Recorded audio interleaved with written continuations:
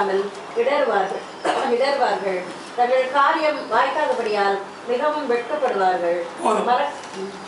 அப்போ ஆண்டவர் சொல்லுகிறார் 2011 கர்த்தர் நம்மளோட எப்படி இருக்க போறாரா? பயங்கரமான பராக்கிரமசாலியா இருக்க போகிறார். அல்லேலூயா. ஏன் ஆண்டவர் பயங்கரமான பராக்கிரமசாலி இருக்க வேண்டும் என்றால், முதவே சொன்ன 2012 ஒரு இருண்ட காலம், பிசாசுடைய கட்டுகள் அவிழ்க்கப்படும் போது கர்த்தர் நம்ம பக்கத்துல வந்து பயங்கரமான பராக்கிரமசாலியாய் இருக்காததால்தான் நம்ம 2012 கடந்து போக முடியும். ஆகையினால்தான் ஆண்டவர் சொல்கிறார், நாம பயப்பட தேவையில்லை. அநேக சம்பவங்களை கேள்விப்படும் போது நம்ம இருதயம் சோர்ந்து போய்விடும். ஆகையினால்தான் கர்த்தர் நமக்கு எச்சரிக்கையா சொல்கிறார், நீங்க சோர்ந்து போகாமல் எப்பொழுதும் என்ன பண்ண வேண்டாம்? ஜெபம் பண்ண வேண்டும். ஆனாலும் நம்ம பயப்பட தேவையில்லை. கர்த்தர் நம்ம உதித்து அவர் நம்மளை நித்தமும் நடத்தி அழகாய் 2012 ஜம்பிங் பண்ற மாதிரி செய்வார். ஒரு நாளும் குறைவு என்பதே வரவே கர்த்தர் விட மாட்டார். நமக்கு என்ன குறைவு இருந்தாலும் சரி, கானான் ஒரு கல்யாணத்துல எப்படி குறைவை நிறைவாக்கினாரோ அதே மாதிரி 2012 ஆண்டு குறைவை எல்லாம் நிறைவாக்குற ஆண்டாய் கர்த்தர் மாற்றி தர விரும்புகிறார். அப்ப யோபு 42:2 சொல்கிறார், இந்த வாக்கு வசனமாக, தேவரீர் சகலத்தையும் செய்ய வல்லவர், நீர் செய்ய நினைத்தது தடைப்படாது.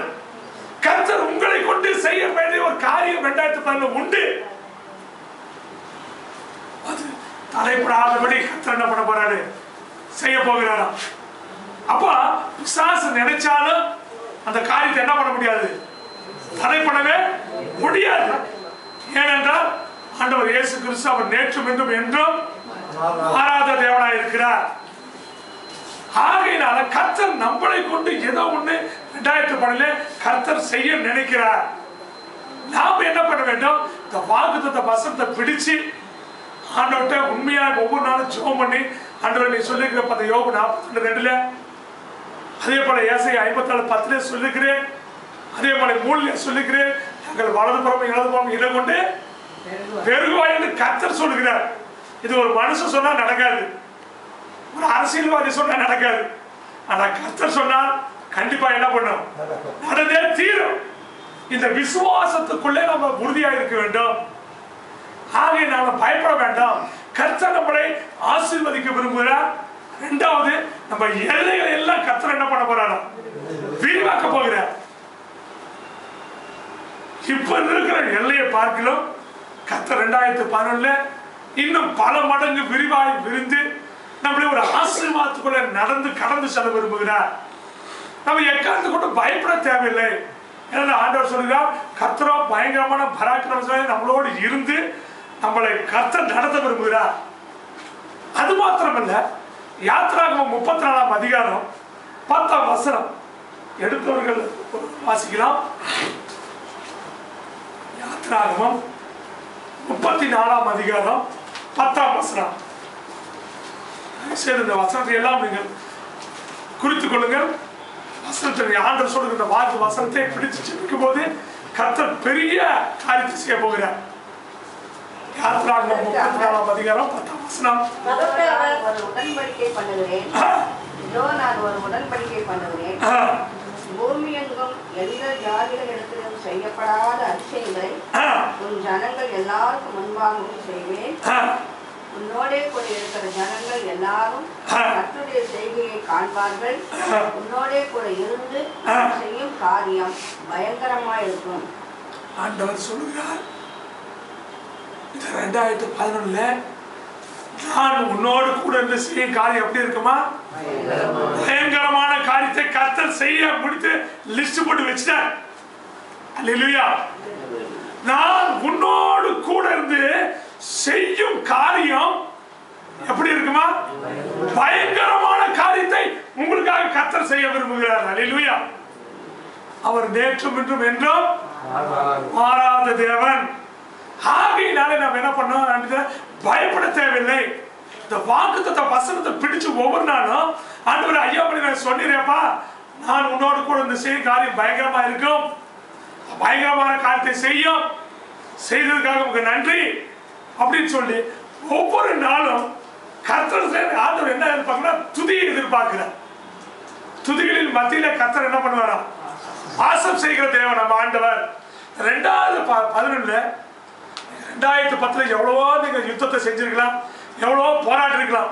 ஆனால் ஆண்டவர் 2011 உங்களுக்கு என்ன செய்ய விரும்புறாருன்னா, என் பிள்ளை போராடுறதெல்லாம் போதும், துதித்து ஆசீர்வாதத்தை பெற்றுக்கொள்ளும்படியாக கர்த்தர் மாற்ற விரும்புகிறார். அல்லேலூயா. துதித்து நம்ம ஜெபித்து ஆசீர்வாதத்தை பெற்றுக்கொண்டதை விட துதித்து ஆசீர்வாதத்தை பெற்றுக்கொள்ளும்படியாக ஒரு ஷார்ட் ரூட்டை கர்த்தர் நமக்கு ஆலோசனையாக சொல்லுகிறார். துதித்து நம்ம என்ன பண்ணோம், இந்த ஆசீர்வாதத்தை எல்லாம் நம்ம என்ன பண்ணோம், பெற்றுக்கொள்ள வேண்டும் என்று கர்த்தர் எதிர்பார்க்கிறார். அப்ப கர்த்தர் கொடுக்கிற இந்த வாக்குத்த வசனத்தை நம்ம பிடிச்சு ஒவ்வொரு நாளும் வாக்குத்த வசனத்தை கொடுத்ததுக்காக நன்றி, இந்த வாக்குத்த வசனத்தை நீ கொடுத்ததுக்காக கொடாகொடி நன்றி, இந்த வாக்குத்த வசனத்தை எங்கள் வாழ்க்கையில் நிறைவேற செய்ததுக்காக நன்றி அப்படின்னு சொல்லி நம்ம விசுவாசத்தோடு ஆண்டவர்கிட்ட ஜெபிக்கும் போது கர்த்தர் கண்டிப்பாய் குறைவை எதா இருந்தாலும் அதை நிறைவாக்கி தருவார். அது எந்த ஒரு சந்தேகமும் கிடையாது. யோசுவா 1:5 சொல்றாரு ஆண்டவரே,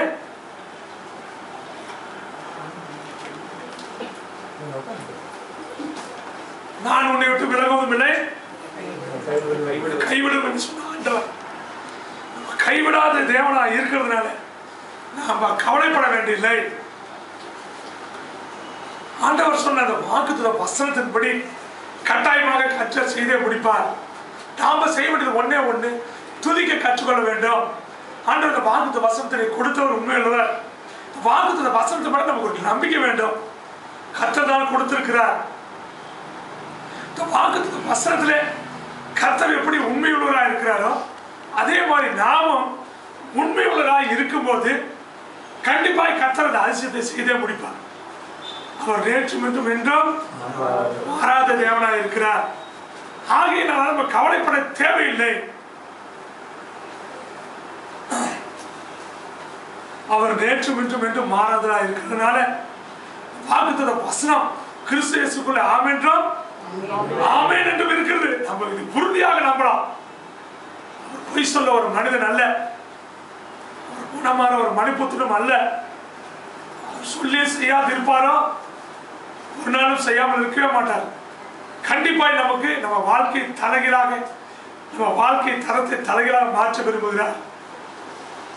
அதுவே சொன்னேன், சின்ன ஆண்டு போல நம்ம ஜெபித்து எவ்வளவோ போராட்டத்தில் வந்திருப்போம். இவை பொழுது கைவிட்டார். ஆனால் இந்த வருஷம் ஆண்டவர் என்ன சொல்றாரு, என்னை துதித்து ஆசீர்வாதத்தை பெற்றுக்கொள்ளும்படியாக கர்த்தர் நமக்கு ஆலோசனை சொல்கிறார். அவர் நேற்றும் என்றும் என்றும் மாறாதா இருக்கிறதுனால பயப்பட தேவையில்லை. ஆகையினாலே மலைகள் கூட நமக்கு இடம் மாறி போயிடலாம். கர்த்தர் சொல்ற வார்த்தை ஒரு நாள் என்ன பண்ணாது, மாறவே மாறாது. ஆகையினால் பயப்படாதபடி ஸ்தோத்திரித்து ஆசீர்வாதத்தை பெற்றுக்கொள்வோம். ஆண்டவர் சொன்னால் சொல்லதான். அவர் நேற்றும் என்றும் என்றும் மாறாத தேவனாய் இருக்கிறார். ஆகையினாலே சங்கீதம் 32:8 சொன்ன வார்த்தையின்படியாக நான் உனக்கு போதித்து இருக்க வேண்டிய வழி உனக்கு நான் காட்டுவேன், உண்மையில என் கண்ணை வைத்து உனக்கு நான் ஆலோசனை சொல்லுவேன் சொன்ன வார்த்தையின்படியாக கர்த்தர் நமக்கு ஆலோசனைக்காரராக இருப்பார். அதனால 2012 எப்படி நடக்குமோ, என்ன பண்ணுமோ, எது பண்ண நம்ம பயப்பட தேவையில்லை. கர்த்தர் நம்மளோடு பராக்கிரமசாலியாக இருந்து நான் உன்னோடு கூட இருந்து செய்ய காரியம் பயங்கரமான காரியத்தை கர்த்தர் நமக்கு செய்ய வல்லவராக இருக்கிறார். ஆகையினால நம்ம பயப்பட தேவையில்லை.